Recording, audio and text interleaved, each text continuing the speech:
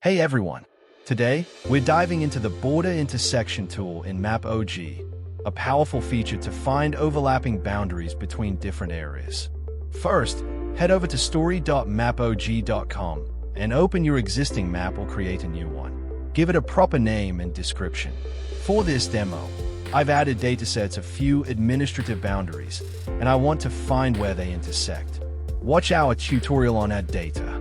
Go to the left panel, click on Process Data, and select Border Intersection. Select the main layer.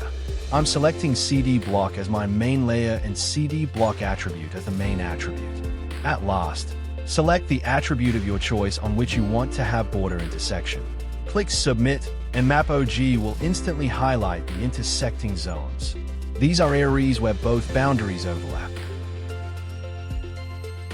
Go to Style layer under the Action button to adjust colors, opacity, or border styles for better visualization. And that's it. You now have a precise map of intersecting boundaries, whether for urban planning, zoning, or research. If you found this tutorial helpful, like, share, and subscribe for more MAPOG tips. Got questions? Drop them in the comments or email us at support@mapog.com. Happy mapping!